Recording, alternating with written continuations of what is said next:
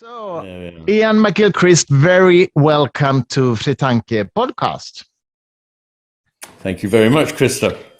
We are very happy to be publishing your book, The Master and His Emissary, and I know that's not your latest book, but the idea is to sort of introduce you to the Swedish audience with that book, and then maybe follow up later on. I mean, it's a massive piece, The Master of Things. No, The Master and His Emissary. The Matter of Things. I mean, it's a massive piece. It's 2 books. Is it like 1,500 pages or something? It's something like that, but a couple of hundred of those are notes and references. But yes. And I thought we should talk a bit about your personal sort of way into these questions, but I also would like to talk a bit about your ontology, your view of reality, and things like that. So yeah, let's just start. Should you start, Victoria? Well, a good way to start is you telling us about how you choose that title, The Master and His Emissary, and where does it come from? Well, it's an interesting question where it comes from. I say in the book that it's from Nietzsche, but you may have noticed that there is a footnote, and it's almost a postmodern footnote because all my notes are extremely precise. And in this one, I say very roughly based on Nietzsche, and now I can't find where. And I don't think it's got anything to do with Nietzsche, really. But somewhere along the line, I heard a story that was like this. I thought it was possibly in Nietzsche. And what's interesting is that I find that in most cultures, this story exists. So there is a version of it, a Chinese version, a Japanese version, a version in Iroquois people's legends about 2 powerful figures, one of whom sees much more, knows much more, and needs to superintend the other. But this other is rebellious, arrogant, and competitive, and thinks it knows much more than it does, and it displaces the master with very bad results for everybody, for the master, the emissary, and the community over which they presided. So really, it's a story about how a society falls to pieces because of this rivalry. And it just seemed very appropriate when I thought about where we are now. Because as you know, it refers to the 2 hemispheres of the brain. And the first surprise people have to get over is that the master is not the left hemisphere. The master is the right hemisphere. Yes. And its bureaucratic helper is the left hemisphere that knows very much less. And in my view, in our world at the moment, the right hemisphere is being ignored, and the left hemisphere is running amok, as we say. And when do you say that this have begun? Did it begin before the Renaissance or after the Renaissance? Well, as you know, in the second half of the book, the first half of the book is mainly neuroscience and philosophy, but the second half is an attempt to review the history of the West from the Greeks onwards, looking at the main turning points in the history of ideas. And I identify that 3 times a civilization has flourished, come into being almost at a point of enormous richness, the Greeks, the Romans, and now ourselves, and that over time, each civilization has basically decayed, and in each you can see this triumph of the left hemisphere as the civilization decays. So if I had to put a sort of date on it, I would say probably somewhere around the late 17th century or the 18th century with the scientific revolution and the Enlightenment. Now, these are very important periods, don't get me wrong. If I were alive at the time of the Enlightenment, I undoubtedly would have found myself an Enlightenment philosopher. But I've seen what has happened since, and there is such a thing as hubris, arrogance, thinking you know everything, and that is the besetting sin of the Enlightenment, and it's that I think has caused the problems that we now find. Would you say that it sort of culminated with the Vienna circles, logical positivism, I think it's called in English? Was that the worst case of this, or how do you see it? Yes, there is a horrible period during which Western philosophy, Anglo-American analytic philosophy, really peaked on left hemisphere silliness, and logical positivism was one of the parts of this. But what I love is that there are people in that movement who saw that it was not enough and changed their whole ways. So, and who were they? Who are you thinking about? Well, I'm thinking about Wittgenstein in a way, but also in his pupil, who became professor of logic at Oxford, Friedrich Waismann. Yeah. Okay. Yes, I mean, I like Waismann very much, and I quote him quite a lot in The Matter with Things. Both of us are huge fans of Gödel, actually. Yes. And he was in the positivist circle as well, to begin with. But I mean, he was not an atheist, for example. No, he was not, no. And of course, there are many physicists and mathematicians who are not atheists at all. One of the things I discovered that was extraordinary is that if you look at the beliefs of Nobel Prize winners, and this has been studied in depth at a book length, you find that of the winners of Nobel Prizes in the humanities, perhaps about a third were never believers in any kind of religious ideas. But as you come into the sciences, there come fewer and fewer people who were non-believers. It's extraordinary. And the least of all is physicists, of whom only 4.7% were at any time in their life atheists or even agnostics. So amongst physicists, there was a very, very, very high 95.3% of them, of Nobel Prize-winning physicists, had some kind of a religious belief. That's interesting. We actually met at the Nobel Prize ceremony in Stockholm in December. We met with Zeilinger and Clausse, the two Nobel Prize winners in physics. Yeah. And they're completely different in this case, because Clausse is a hardcore atheist and Zeilinger is not.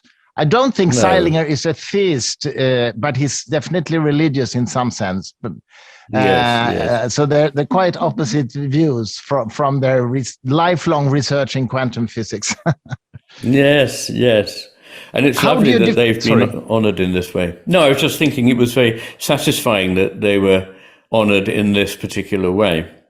It was definitely, and Alain Aspect as well. I mean, the three, they really deserved it. Exactly. I want to get back to you on quantum physics, but first, your definition of, I'm interested in your definition of religion, actually, because I heard somewhere that you define yourself as a Taoist. Is that correct? Yes. I mean, I don't define myself as a Taoist, but I am a Taoist. Okay. and that's not incompatible with being many other things. In many ways, I'm a Buddhist. Buddhists flock to my work, and I've been often asked to speak to Buddhists. So I share that, but I also was brought up in a Christian culture, though my parents were not religious at all. I never went to church until I was in my teens. But nonetheless, I think I would call myself a very bad Christian.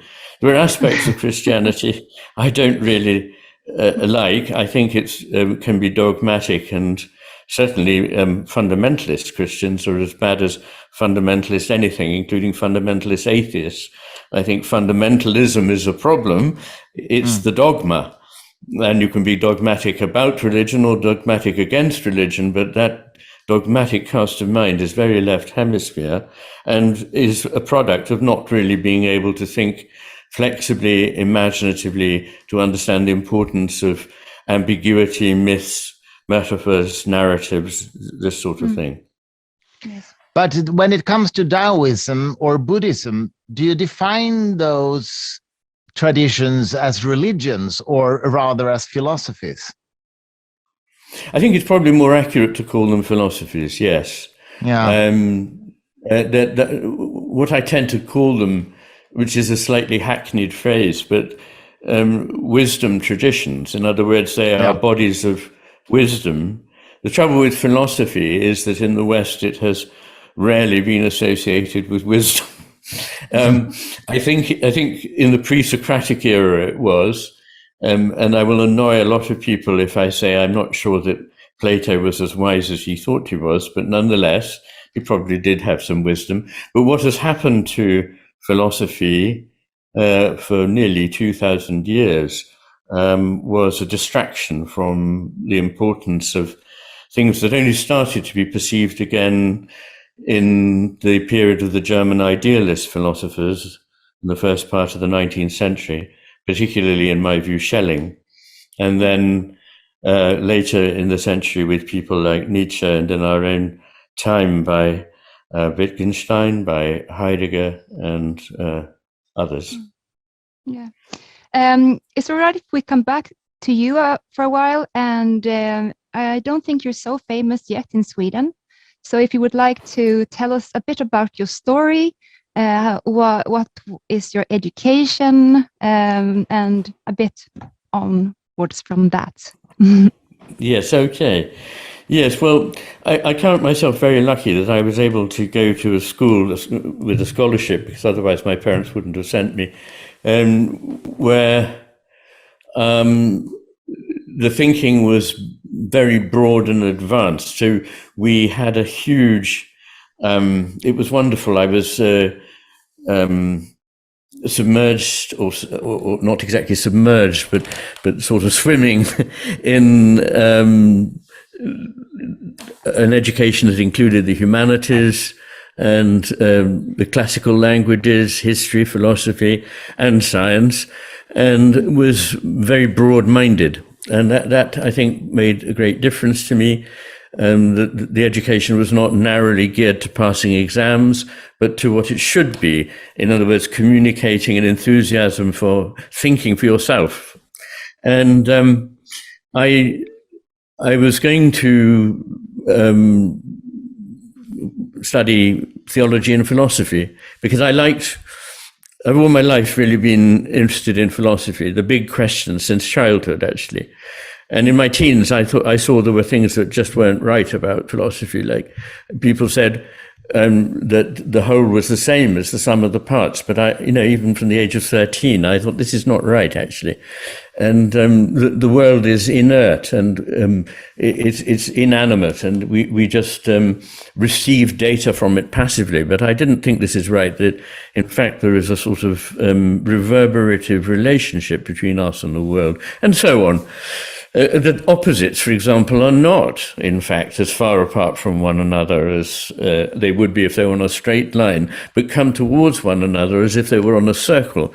So all of these sort of things fascinated me, and I wanted to study the kind of philosophy that had a place in it for religious ideas, but also the kind of religion that was mainly philosophical. I wasn't particularly interested in studying the history of the Bible. So I wanted to do this theology and philosophy at Oxford. And to get into Oxford, you had to do an exam in some school subject, and I just chose English at random. And they said, "Oh, you mustn't do theology and philosophy. It's not an honours degree. You must get an honours degree."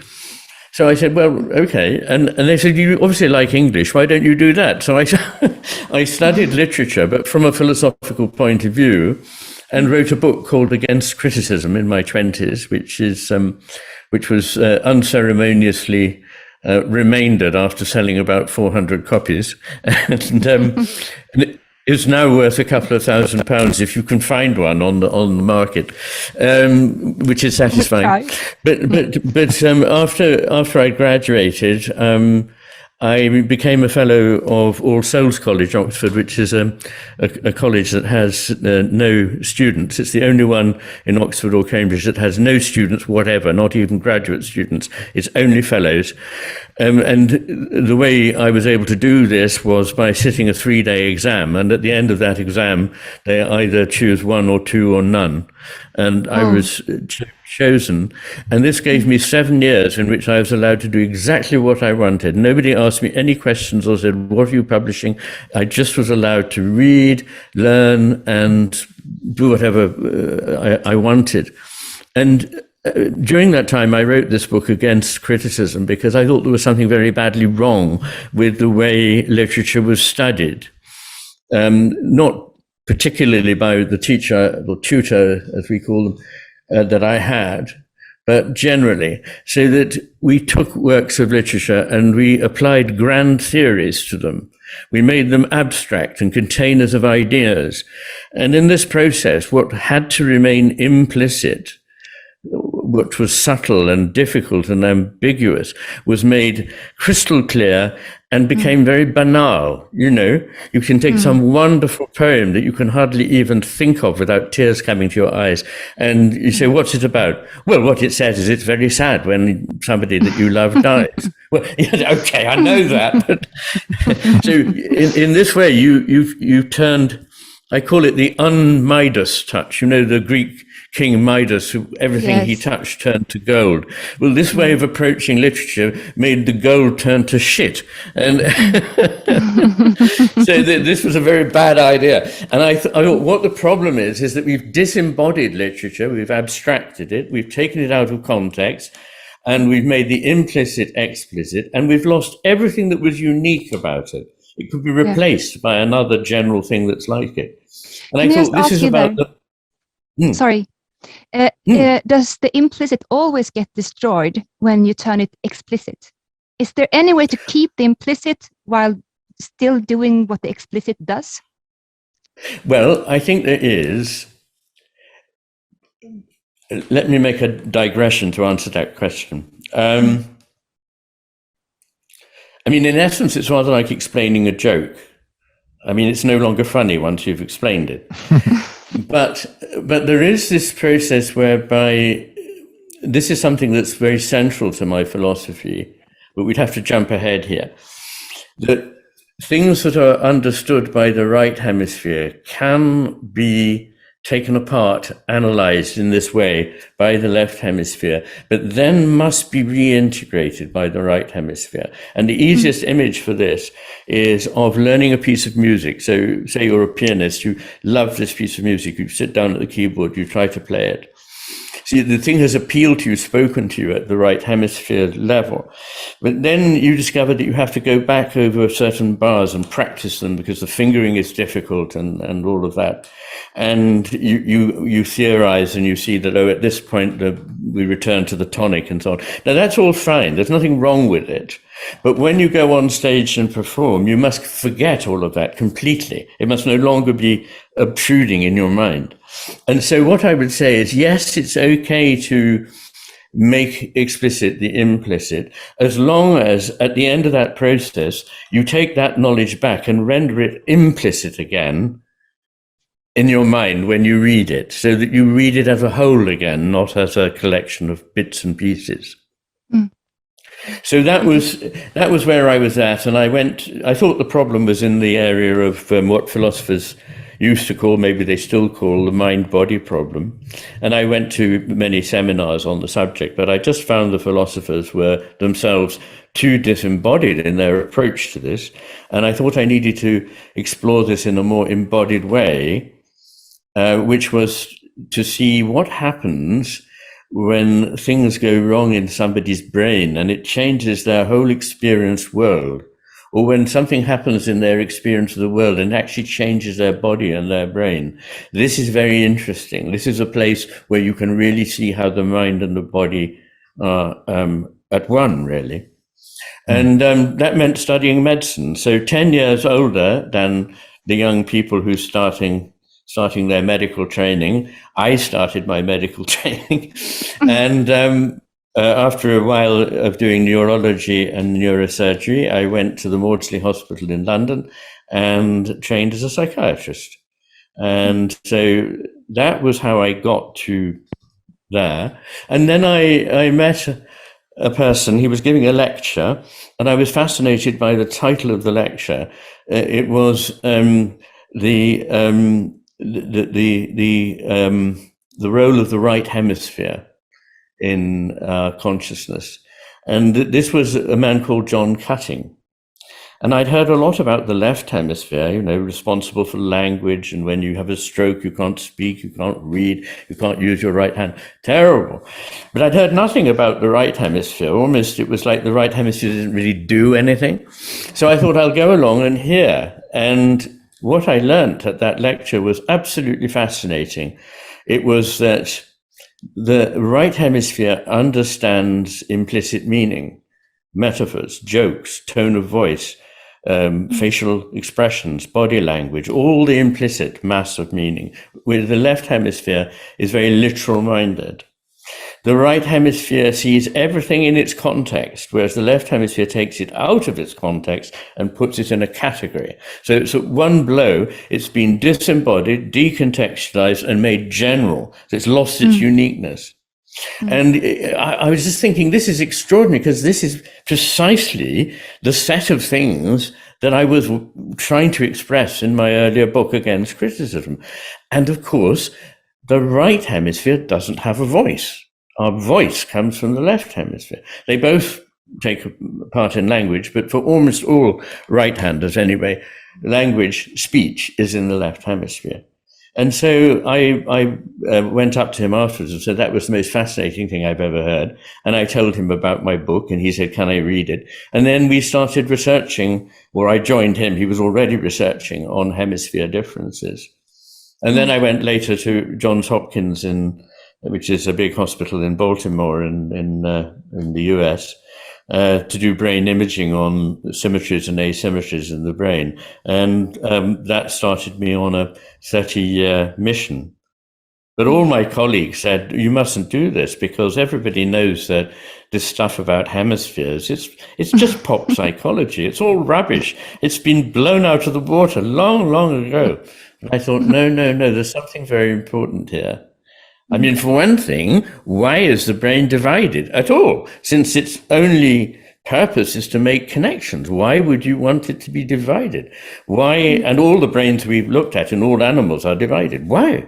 Why would it be asymmetrical? The brain is asymmetrical. The two halves are not symmetrical. And why would the band of fibers that connects the brain, two halves of the brain, called the corpus callosum, why is that so much to do with inhibition? That's remarkable. So that set me off on a really interesting philosophical conundrum, which I was able to answer using science.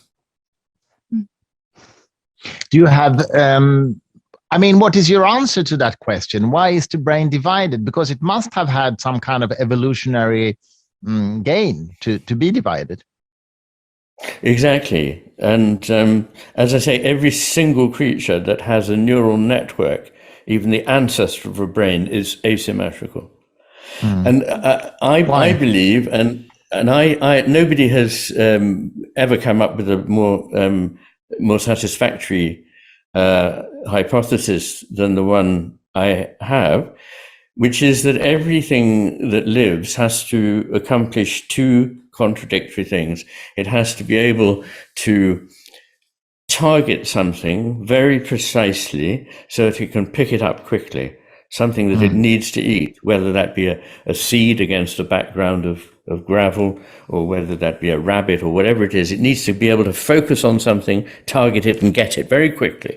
But if it's paying that very narrow, committed attention, it won't see everything else. And so it won't see predators. It won't see its mates, its conspecific, its young, that it also needs to be watching. And so all creatures have this capacity to divide attention, and that means with two parts of their brain. One part dedicated to grabbing and getting, and the other to seeing the whole picture. And I give a sort of soundbite about this, that the left hemisphere helps us manipulate the world. The right hemisphere helps us understand the world. Mm. Well, I guess you have talked with Simon Baron Cohen on brain research. He wrote this book, The Pattern Seekers, for example. Yes. Do you know him, by the way?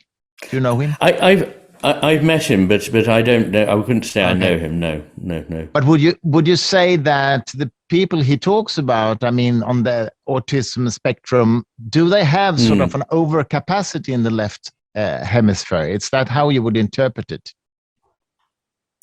Well, I suppose it depends very much what you mean by patterns, you see, because some patterns are systems. And people of this kind can see what I would call gestalten, using the German word. I don't know whether you use the same word in Swedish. Yeah. And these are different from systematic structures, which are built up mechanistically from the starting point to the next point, and you build up like you build an edifice. And these systems are mechanical and can be predicted, and machines are like this. But organisms are not like machines. They are complex, not just complicated, systems that contain recursive loops that don't have efficient causes in the way that a machine does. Something pushes it and then the chain reaction goes. And these organisms are best seen as gestalten. They are wholes which cannot be accounted for by summing the parts. And so I think the typical person with autism is the pattern seeker who makes systems, builds systems in a somewhat architectural or almost bureaucratic way. Whereas what is important is people who see a problem solved by seeing it just from a different angle. And some of these people may be on the autistic spectrum too. But it's very interesting if you read the accounts of pretty much any great scientist or mathematician, and I've read many of them, there is a moment. They do a lot of work and they get nowhere. And then there is an aha moment where the penny drops, when they're thinking about something completely different. There's a famous example of Henri Poincaré, who was working away on a particular math problem, and he went into town, and at the very moment that he'd done his shopping, he put his foot on the step of the bus. The solution came to him, and it took him a couple of weeks to work out exactly why. Einstein was the same. Einstein said, I have a solution, I don't yet know how to arrive at it. What would you say happens there? What happens in the brain before such a moment happens? Well, I think there are different phases to being creative. One is the sort of laying down of necessary groundwork. So you won't create out of nothing. You have to be familiar with the territory. And that is routine and can be done consciously, acquiring the background information, the skills to work on it. And then you play with things, but you don't find the answer. And the moment of illumination comes when you are thinking about something else. And this is because when we think very definitely about a problem, if you think very intensively about a problem, you recruit more and more very narrowly focused, concentric neural networks, mainly in the left hemisphere. It's like looking more and more intensely into the center of a spotlight to see what's there. But what you actually need to do is to be able to stand back and stop this process, which is like a spasm or a cramp in the mental world, and let go. And when you relax, your right hemisphere, which is much better at pulling things together, is able to bring together ideas from all over the place, and suddenly they create a new picture. And that is the moment that every artist, every scientist, every mathematician lives for. Me as a fiction writer, I can feel how work is being done inside of me when I'm not thinking, but I can feel it. And then I just need to put on some music and then it comes. It's like I open some kind of it's like water pouring over me. So I can feel in the silence something's working, and then music is like turning on the switch of a light, and I see everything. How marvelous. And you know that Einstein did the same thing. He used to be working on something, then he'd go to the piano and he'd play, and then his daughter describes how he'd suddenly get up and go, I've got it. And it was through music, playing his violin or just playing on the keyboard. And of course, that's very interesting to me, because music is a very good example of what I believe is the way the world is built up, not from things, but from relationships.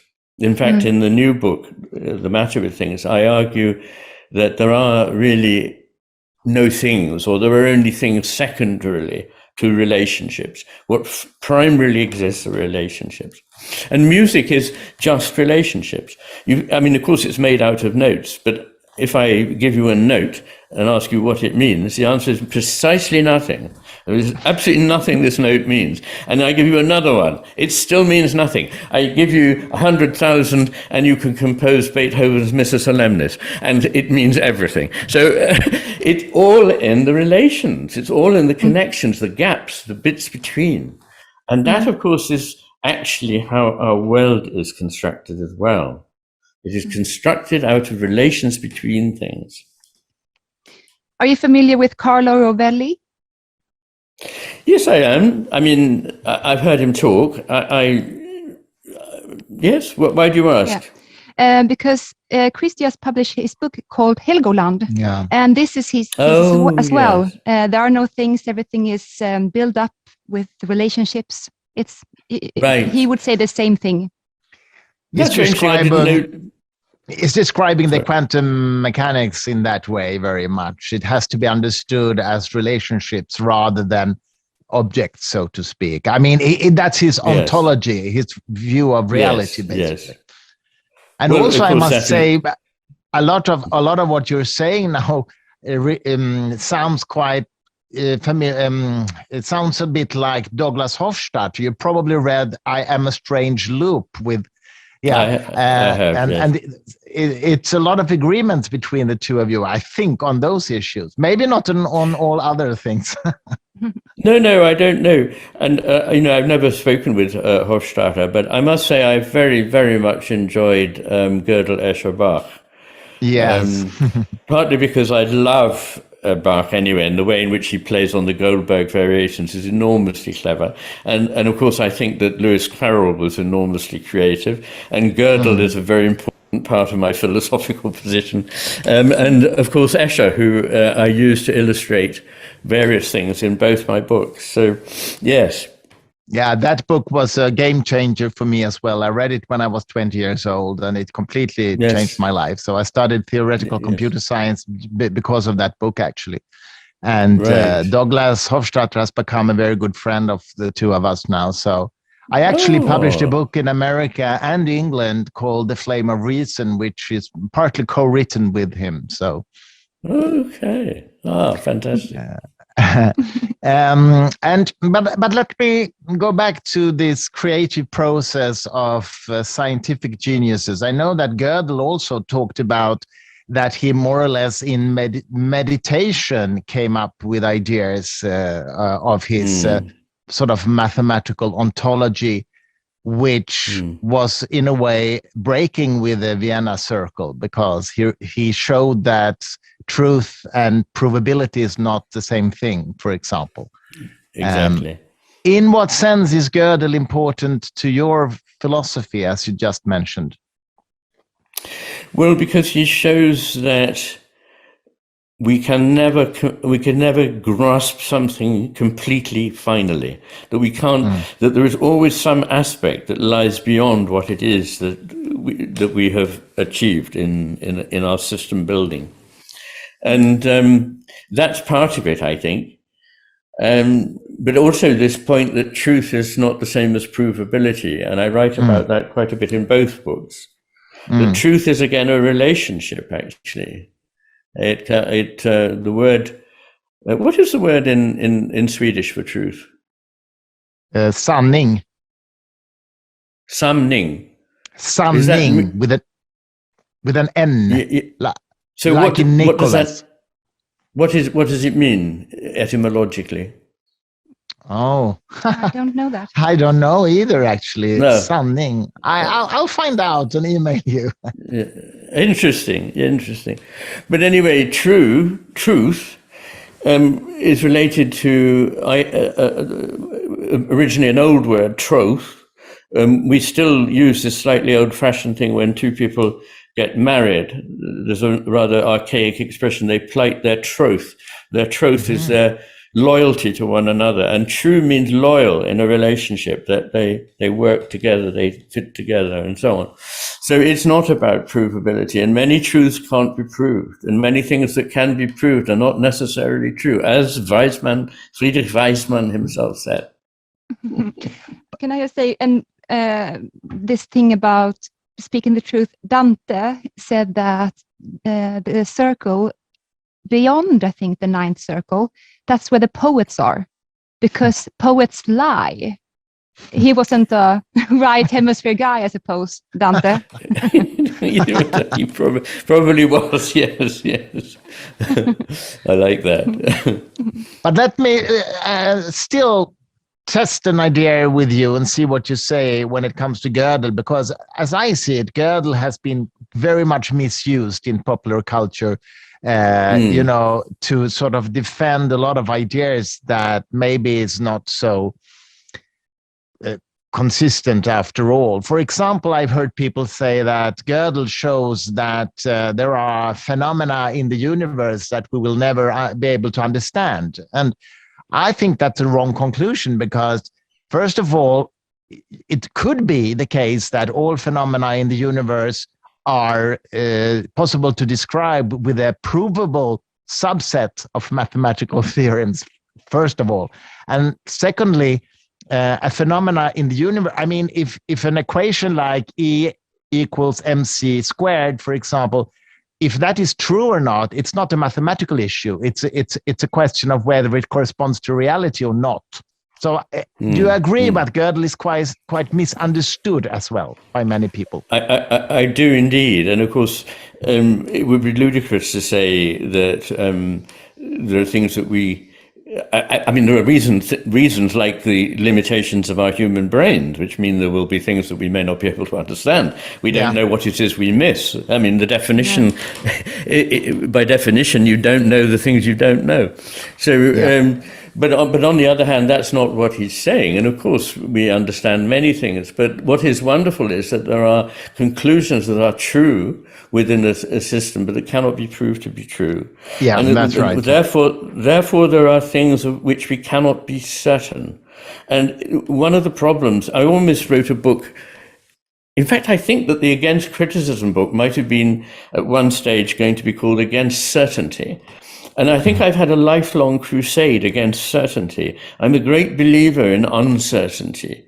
And of course, the left hemisphere needs certainty because it's a predator. So, I mean, let's get to the point where I say, if you hear me talk about the hemispheres and you don't know my work, forget everything you've ever heard about them. I say this to your listeners because it's wrong. So it's not true that the left hemisphere is unemotional but reliable, and the right hemisphere is a fantasist but emotional. Both hemispheres deal in emotion, both deal in reason, and when it comes down to it, the left hemisphere is the fantasist, and the right hemisphere is the one that is much more veridical. So, I'm talking about something quite different. But one factor, I mean, all the stuff I say is empirically based in studies of patients who have something wrong with one hemisphere or the other, and either are studied phenomenologically or report phenomenologically or are scanned or are subjected to various kinds of tests. So it's all based in empirical science. And one of the things is that people who have a hypo-functioning right hemisphere, and therefore more reliant than usual on the left, need black and white answers. They need, it must be this or it must be that. What do you mean it could be both, or it might be a bit of this and a bit of that? So it is very much in need of a simple certainty, because as it were, it's looking at something it's got to catch immediately. It's no good going, is that a rabbit? I think it's probably a rabbit, but so it's got to go rabbit, you know. And 20% are rabbits. 20% are rabbit. But of course, as you know, Wittgenstein has this wonderful image, which is borrowed from a children's magazine in the late 19th century, of the duck rabbit. Is it a duck or is it a rabbit? Yeah. Depending on how you look at it. Yeah. So, yeah. And where were we? What were we talking about? What do you want to talk about? I want to go on this. On this. Okay. I'd like to ask you maybe a meta question in this respect. Would you say that sort of modern neuroscience and neurophilosophy is confirming your ideas during the last 10 or 20 years or longer, since you sort of started to formulate your ideas? Is the science confirming what you're saying, or is it moving away to a more positivistic view of the brain, or logical, whatever you want to call it? There are two aspects to that. One seems to be that you're asking me about whether science is moving away from a reductionist, wholly materialist vision. Yeah, that's what I'm asking. The other actually is, okay, let me answer that. Concerning the brain science. Yes, well, the great thing is that it's been clear, hasn't it, for at least 100 years in physics, that the reductionist mechanistic vision is not satisfactory. So physicists moved on from this mid-Victorian hydraulic mechanistic idea 100 years ago. And curiously, the scientists of life, the biologists, have stuck to it. Well, the scientists who deal with inanimate matter have shown that actually no piece of matter can be separated from consciousness. There are, believe it or not, tenured professors holding jobs, no doubt lavishly paid in Western universities, who say there is no such thing as consciousness. Well, this is hilarious. I mean, if it's an illusion, it's got to be an illusion in consciousness. You've got to have consciousness to have an illusion. So anyway, so I do think that now biology is moving away from this. There are a lot of signs that one of the things that was a catalyst for this was the decoding of the genome. And in the early 19th century, along with the physicists, there were a whole lot of very, very interesting and intelligent biologists who were beginning to see how they, like the physicists, needed to move to an organic and a non-mechanistic idea of relationships between mind and matter and life, and looking at life in general. But then along came molecular biology and genetics, and suddenly everything went very mechanistic again. It was almost like back to Descartes. But since we did this heroic thing of decoding the genome and found that there's almost nothing in it, I mean, far too little information in it, and people are beginning to think, okay, so there's something else here that we're missing. And quite what that is, of course, we don't know, but it's something that is three-dimensional, that is not just a set of linear instructions. Epigenetics has begun to help with that.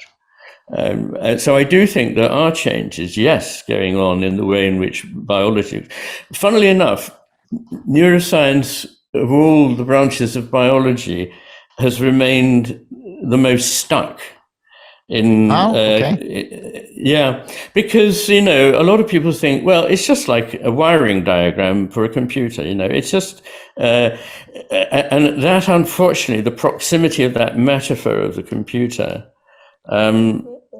has derailed the thinking of many neuroscientists. Not completely, there are plenty who are not, but I think there's that tendency. And in chapter 12 of my newer book, The Matter with Things, a chapter called The Science of Life, a Study in Left Hemisphere Capture, I show at least 8 respects in which a machine and an organism are not comparable. So I find that people are much more open to this than they used to be. At the moment, I'm having conversations with Mike Levin, who is a developmental biologist at Tufts. And he's an open-minded guy. He's been brought up in the tradition of, mechanistic ways of looking at the brain, but he's also interested in lateralization and interested in things that go a little bit beyond the simply mechanistic. But but what is your view of consciousness then? Because if it's not an illusion, what is it? Is it an emergent phenomena from the brain's physical configuration, or is it something else, in your opinion? I think it's something else. The one thing that we can be certain of, which is why it's so hilarious that you have people who deny consciousness, the one and only thing we can be certain of, and in this Descartes was right, that we have consciousness. I mean, it's the one thing. Everything else, we don't really know for sure, but at least we know we've got consciousness. And we know that matter is something that we come to be aware of because of consciousness, but we don't know that consciousness is something we are aware of because of matter. It might be, it might not be. And my guess is that it is not, because the idea that you can sort of incrementally approach consciousness and have just a tiny bit of it, it is, as William James pointed out, once you've crossed the divide to consciousness, you've taken a step. And people say, well, there's kind of nascent consciousness, there's almost consciousness. But that's wrong. There is a complete divide between consciousness and, there may be different degrees of consciousness. I'm not saying that all consciousness is the same, and the consciousness of a plant is like the consciousness of a dog or the consciousness of a human being. But I believe they're all conscious. In fact, I believe consciousness is what the cosmos is made of. And in this, I'm quite in a tradition of many 20th century physicists, and also in the same tradition as most of the great philosophical wisdom traditions of the East. Consciousness is the primary element. And I hold matter to be not somehow alien to consciousness, but to be an aspect of consciousness. I say a phase of consciousness. And by phase, I don't mean a phase in time. I mean a phase in the sense that chemists say that water has phases. In one of its phases, it is translucent and flowing. In another, it is solid and white and very, very cold and doesn't flow. And in another, it's in the air around you and you can't see it, you can't tell it's there, but it's keeping you alive. So water has phases, and I think consciousness has phases, and one of its phases is matter. So consciousness can, as it were, under certain circumstances, hold an aspect of consciousness steady for longer. It does two things, matter. One is it provides a degree of permanence. I say only a degree of permanence because nothing is ever permanent, but it, as it were, slows down the way in which consciousness, with its diaphanous nature, things that you think they've suddenly gone, but the table that was there yesterday is here today, and it's matter. And the other thing that it provides is resistance, and resistance is extremely important in my belief. Resistance is what every act of creation requires. Without it, there could be none. And a simple way of thinking of this is friction. What is friction? Friction is the very thing that stops motion. It is also the very thing that starts motion. Without friction, I couldn't move. Every movement I make is because of friction. And so resistance has a philosophical importance, which I elaborate quite a lot in the last part, the ontological part of the matter with things. But can I ask you, I mean, it sounds to me, correct me if I'm wrong, that you're not a panpsychist, because they would say that consciousness is an element of matter, but you say the opposite. You say matter is an element of consciousness. Yes, I don't think it matters too much unless you're a dogmatist when it comes to that point. Okay. Because they only say that because they're used to feeling confident that they know what matter is. But actually, if you talk to physicists, they say that it's rather embarrassing supposing that by reducing consciousness to matter, we can understand it better. Because quite frankly, as physicists, we haven't the slightest clue what matter is. No, But, that's so true. Yeah. John Clauser said that at the Nobel Prize ceremony, that after a lifetime spent in this, I have no idea what it represents, what it is. That's right. It's very, very good. Yes. So I don't think it matters which way round you look at it. What matters more is whether you think there is some kind of huge divorce between them, that there is a sort of, as Descartes thought, res extensa and a res cogitans. I don't hold it like that. No. Okay, but let me ask you this then: doesn't consciousness require something or someone who is conscious on a cosmical level? It might seem like that, but I don't think it's necessarily the case. We know that we are people, it's true, but is a plant a person? I don't know whether I would accord that status to a plant, but there is a lot of evidence, some of which I deal with in the book, that plants have consciousness. That is to say, they have intelligence. They can solve problems which they could not be prepared for by their either individual history or their phylogenetic history or anything in their DNA. So they are able to be conscious, I believe. I thought you And meant... if that's... no, sorry, please go on. Sorry, go on. No, carry on. I thought that you meant a relationship to a person, but I thought you meant the ego or the sense of an I. It wasn't that what you meant. That's one aspect, but I was just thinking of, I mean, to me it sounds a little bit like the Spinoza's pantheistic view of the world. Is that close to your... No? Not at all. No. There is a very, very important distinction to be made between pantheism and panentheism, and I am a panentheist. Okay, and the distinction is, a pantheist believes that God is the sum of all things, and that the sum of all things is God. But a panentheist thinks that God is in all things, and that all things are in God.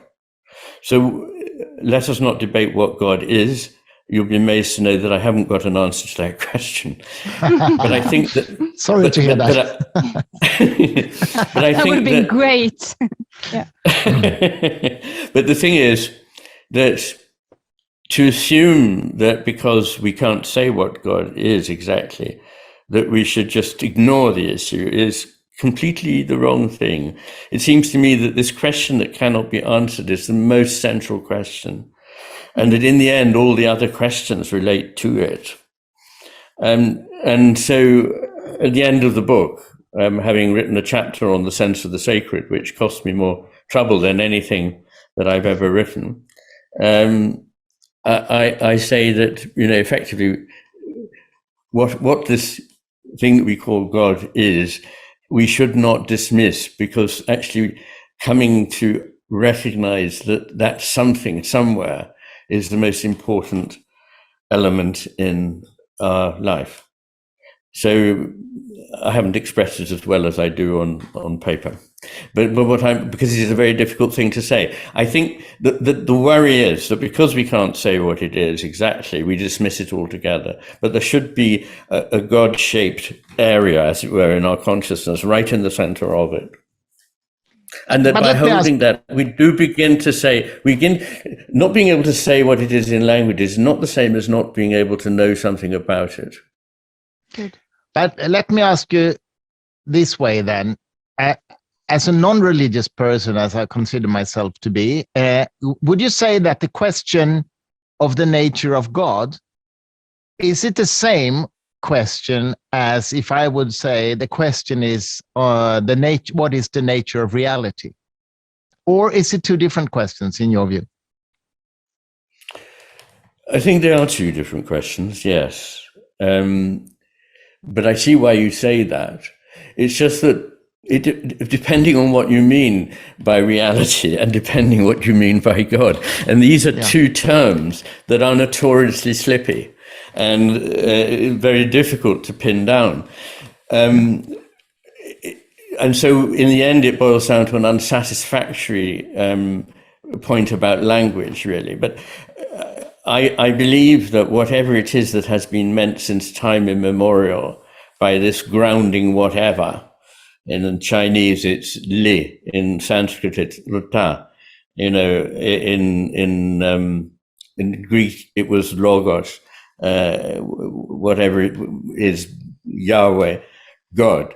That God is the grounding of all being.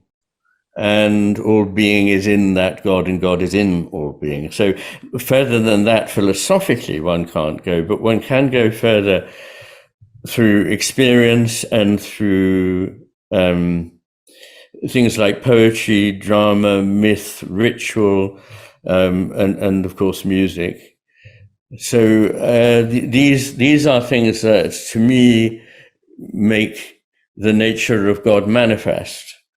But when, rather as St. Augustine said, I know that there is time, but when you ask me to describe what time is, I cannot say. And I would say that my experience tells me that there is something that the only way to describe it is with a word like the sacred, the divine, that exists. But if you ask me to explain in words what it is, I can't. Language is a very poor medium for many things. In fact, all the really important questions are failed by language. Language is a utilitarian tool that we developed for getting by, helping us to use things, organize people, and say, we're going to go over there and beat up that lot over. It's not designed for the subtle intuitions that we have. And like Louis Armstrong said, if you have to ask what yes is, you will never know. Yes, that's right. Yes. I've heard some lectures with you. Is it called the William Blake Society? Yes. Yes. Yes, I gave the loved. annual Blake lecture. Yeah. Yes. I love them. Would you tell us something about your relationship to Blake? Well, yes. He's a fascinating man. He's obviously one of the greatest poets in the English language. I think probably my all-time greatest poet in the English language is Wordsworth, but there's no doubt that Blake was a towering genius. And he was able to inhabit more than one realm. I mean, quite literally, he saw and heard things that we don't. And, wearing my psychiatrist hat, I sort of wonder if he wasn't just a little bit psychotic at times. Yeah. Nowadays, he would have been given an antipsychotic tablet and told to, come back next week, and he would not have written any poems. I don't know. But just like Jung as well, Carl Gustav Jung as well, I suppose. About Jung? Yeah, he would have been hospitalized, I think. Yes, probably. Yeah. But what I'm not saying, however, is that you have to be mad to be creative, or that all the stuff that's produced by people who are mentally ill is creative. Very little of it is, but sometimes it is, and sometimes that is part of the illness. But in any case, he was a brilliant perceiver of the coincidence of opposites, which is a very, very important part of my philosophy. And I devote the whole of the first chapter in part 3 of that book, the Matter with Things. The first chapter is on the coincidence of opposites. So So he was able to see these things and express them in just very vibrant language. There are many contradictions about Blake. I mean, he's one of the most contradictory people you can possibly speak about. Because, for example, he wrote some really rather awful, sort of rambling, baggy poems. But he also wrote these lapidary, very small miniatures, like beautiful ivory Netskis or something like this. He wrote these very, very concentrated gems. And you know, you can find things where he says one thing and says an opposite and so on. So whatever you want to believe about Blake, you can probably find it there. It was like he had many personalities, I think, who all strived to get Possibly. out, and yeah. Possibly, yes. Okay, just one last sort of theme before we end. I really must ask you what you think about the latest developments in artificial intelligence. I mean, a lot of people are worried now. Are you worried? Are you worried they can develop consciousness, or do you not think that consciousness will go into the machines? I'm not sure about that, but in some ways I think it's the least important worry. There are many worries, but whether a net of this kind could be conscious, I don't hold it impossible at all. What I do worry about is the debasing of truth. The capacity for lies effectively to be committed, to be propagated, and for people to place far too much trust in AI. One also needs to remember that AI reaches everywhere, from the sort of things that we have to interact with if we go online in order to do a bank transaction, and these very sexy things that are going on in California where they're developing chatbots and so on. And for most of us, most of the time, what AI is something that is enormously frustrating, enormously diminishing of what is human, and very, very unintelligent. I say AI, it's quite wrong to call it artificial intelligence. It's artificial information processing. And that is what it can do very, very fast, but it has no intelligence. And it makes up stuff on the principle that this looks like it's a good fit here. Yeah, Exactly. statistics. Yeah. Have you tried the ChatGPT-4? I haven't myself, but I've been with friends when they were trying it, and they asked them, give a summary of Iain McGilchrist's The Master and His Emissary in 700 words, and it didn't do a bad job actually. But I also know that if you ask it to give the life of somebody, it will make up facts. It will make up dates. Exactly. It's so fascinating. Yeah. I tried it myself the other day and asked about myself, and it made a very good presentation. And then it presented some of the books I've written, which some of them were completely fake. They don't exist. Yes, wonderful. Yes.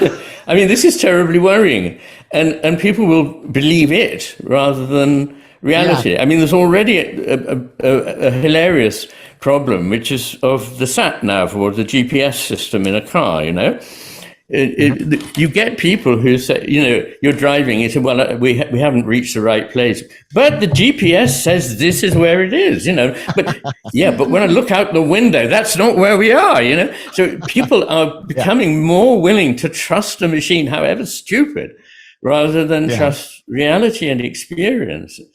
And I think that it's making us more machine-like, interacting. In a way, you have to lower yourself to the level of the machine. Otherwise, you find yourself endlessly frustrated because you can't really answer its question. And indeed, I had the experience of giving a lecture for Oxford University last year, and I was very pleased that I didn't expect to be paid, but they wanted to pay me quite nicely. And in the old days, when this happened, the university chest, which is where the money is, would send me a check. Job done.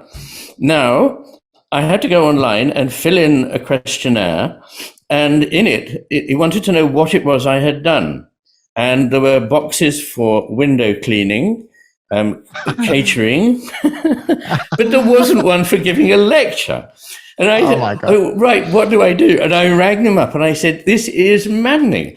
I mean, this university that exists only for teaching doesn't have a box to tick where what you've done is to teach. What am I supposed to do? Because without it, I can't go any further. And the person said, oh, don't tell us about it. It's an absolute nightmare. It makes everything slow and complicated. I said, well, what do? I'll just lie. So, I mean, even they say, just lie, take any old box. So this is the kind of rubbish that we waste our time in. And I find now that everyone is saying, I don't have any time anymore. Everything takes so long. And one of the reasons is because of AI. It is destroying our lives. And, the promise that it will save us from things is extraordinarily unlikely. It's going to bring all kinds of menaces, total control, mass unemployment, mass degradation of educational standards in schools and universities, where it's almost impossible to tell whether this person really understands this or just got a bot to write it.